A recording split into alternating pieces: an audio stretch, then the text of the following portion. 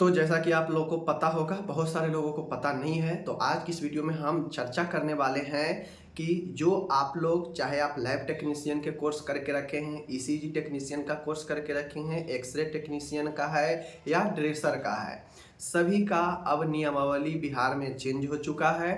पहले जहां पे मेरिट लिस्ट पर बहाली होता था नंबर बेसिस पर, अब ये पूर्ण तरीका से बदल चुका है और यह नियमावली 2024 आ चुका है। तो चाहे आप ड्रेसर के पद पर अप्लाई करेंगे, चाहे आप पैथोलॉजी लैब टेक्नीशियन के पद पर अप्लाई करेंगे, या एक्सरे टेक्नीशियन या ईसीजी टेक्नीशियन या फार्मासिस्ट, इन सब का जो है नियमावली चेंज होकर अब जो है 2024 में एक नई नियमावली बना है, जिसमें आप लोग को अब जो बहाली की प्रक्रिया होगी वह रिटन एग्जाम लिया जाएगा, लिखित परीक्षा होंगे। ठीक है, इस सारे चीज़ पर हम लोग विशेष चर्चा करेंगे। हम बताएंगे कि इनमें किनको फ़ायदा होगा और किनको नुकसान होने वाला है, सबसे ज़्यादा फ़ायदा किनको मिलेगा और जो नुकसान की बात है वो किनको होगा। तो चलिए वीडियो को पूरा देखिएगा, आपको एक एक चीज़ें मैं समझाऊंगा और समझना भी काफ़ी ज़्यादा महत्वपूर्ण है। तो सबसे पहले मैं बता दूं, चैनल पर आप नए हैं, चैनल पे एक बार सब्सक्राइब जरूर कर लीजिएगा, बेल आइकन को दबा दीजिएगा। सबसे पहली बात है कि मैं आपको बता दूं कि जितना भी मैंने कोर्स बताया, लैब कोर्स बताया, उसके जो पद पर बहाली आएंगे, नियमावली बनने का मतलब है कि बहाली की प्रक्रिया बहुत जल्द शुरू की जाएगी। चीज़ें को समझिएगा, 2 से 3 मंथ में बहाली का नोटिफिकेशन जारी किया जाएगा, चाहे वो एक्सरे टेक्नीशियन हो, ईसीजी टेक्नीशियन हो, ड्रेसर हो या लैब टेक्नीशियन हो या फार्मासिस्ट हो। हेल्थ डिपार्टमेंट में ऐसे भी आप सुन रहे हैं बहुत दिनों से कि बहुत बड़ी बहाली आने वाली है, बट अपने अपने विभाग को जो है पद का बंटवारा देकर दे दिया गया है आयोग को। जो भी आयोग, जैसे हेल्थ डिपार्टमेंट टेक्निकल पदों पर Bihar technical service commission apply करता है, बिहार अप्लाई करवाता है, तो उनको लगभग 12-13 हज़ार पोस्ट दे दिया गया है स्वास्थ्य विभाग में बहाली निकालने के लिए। तो उनमें हो सकता है इन सब पदों का बहाली हो, तो उस हिसाब से आपका बहुत जल्दी दो मंथ में या 3 मंथ में जो है, जनवरी आते आते जो है नोटिफिकेशन आपका जारी हो सकता है। चीज़ों को समझिए। अब जो पहले मेरिट पर बहाली होता था, जितना भी आप लैब टेक्नीशियन पैथोलॉजी में डीएमएलटी किए हैं या बीएमएलटी किए हैं, इसी प्रकार से एक्सरे में आप डीएमआरटी किए हैं या बीएमआरटी किए हैं, ठीक है, डिप्लोमा इन रेडियोलॉजी टेक्नोलॉजी, डीएमआरटी या बीएमआरटी किए हैं। इसी प्रकार से ड्रेसर का कोर्स है, जितने भी कोर्स किए हैं उसमें आप जो नंबर लाते थे उनके बेसिस पर बहाली होता था, प्लस कुछ नंबर आपको 10th या इंटर से भी इंक्लूड किया जाता था।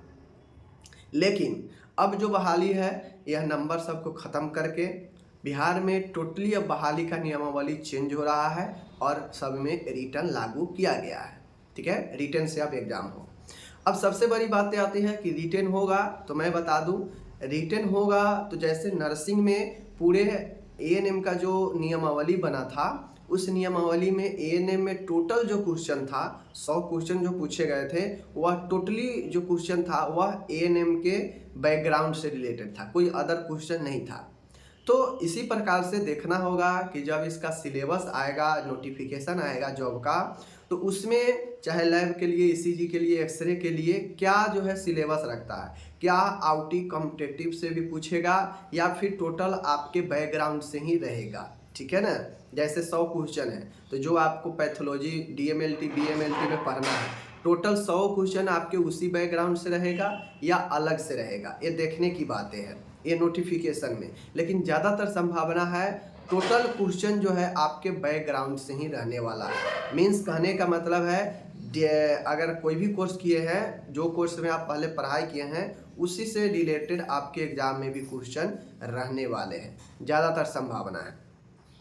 अब होता इसमें ये है कि जैसे 2 कैटेगरी होता है, जो मान गए कोई संविदा पर कहीं काम कर रहे होंगे सरकारी कॉलेज में, सदर हॉस्पिटल में, पीएससी पर या मेडिकल कॉलेज वगैरह में गवर्नमेंट के थ्रू संविदा पर काम कर रहे होंगे, तो उनको एक प्रेफरेंस दिया जाता है, उनको पर ईयर 5-5 साल जोड़कर उनको जो है एक्सपीरियंस रिलीज किया जाता है। लगभग 5 साल तक दिया जाता है, मैक्सिमम 25 नंबर वह हासिल कर सकता है। कोई बंदा अगर 8 साल से काम कर रहा है संविदा पर, तो उसको कम से कम 5 साल का जो है पर ईयर 5-5 जोड़कर 25 नंबर उसको मिल जाएगा। समझ गए चीज़ों को। और बाकी उसको जो है 25 नंबर इधर मिल जाएगा और बाकी उसको रिटेन में करना पड़ेगा। मान के कोई एक्सपीरियंस है, पढ़ाई बिल्कुल छोड़ दिया है, उससे जो है अपने बैकग्राउंड से रिलेटेड कोई चीज़ के बारे में उसको अब सारा चीज़ पढ़ा हुआ भूल गया है। मान के कोई एक्सरे टेक्नीशियन के पद पर 8 सालों से 6 सालों से कार्यरत है, वो अपना पढ़ाई बिल्कुल एक्सरे वाला जो पहले पढ़ा था वो भूल चुका है, छोड़ दिया है। क्योंकि जॉब में होता है कि जॉब में आने के बाद ज़्यादा दिन होने के बाद लोग पढ़ाई से दूर चले जाते हैं, तो वैसे में उनको 25 नंबर तो मिल जाएगा, एक्सपीरियंस का तो उनका मिल जाएगा, एक्सपीरियंस सर्टिफिकेट लगाएंगे तो। लेकिन होता क्या है कि उनको 25 नंबर पर तो सिलेक्शन होगा नहीं, क्योंकि एग्ज़ाम में 100 क्वेश्चन होगा और 100 क्वेश्चन 60 टोटल 60 नंबर मिलेगा। 100 क्वेश्चन अगर कोई सही करेगा तो उसको 0.6 से गुना किया जाएगा और 0.6 से गुना करने के बाद टोटली 60 होता है, ठीक है ना। तो 60 नंबर अधिकतम जो है रिटेन में किसी को भी मिलेगा।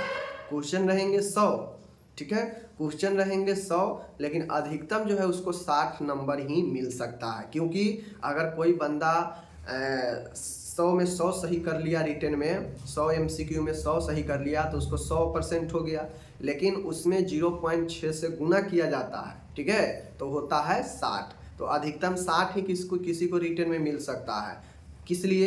क्योंकि 25 रखा गया है एक्सपीरियंस के लिए, तो 60-25 हो जाता है कितना, 85, और 15 जो हो जाता है वह हायर क्वालिफिकेशन के लिए। समझ गए, हायर क्वालिफिकेशन के लिए मतलब कोई बैचलर किया है, ठीक है, कोई मास्टर किया है उस क्षेत्र में, तो उसको हायर क्वालिफिकेशन का 15 नंबर मिल जाता है। बातें को समझ गए। लेकिन ANM के तौर पर मैं बता रहा हूँ कि ANM का नए नियमावली में ऐसे था।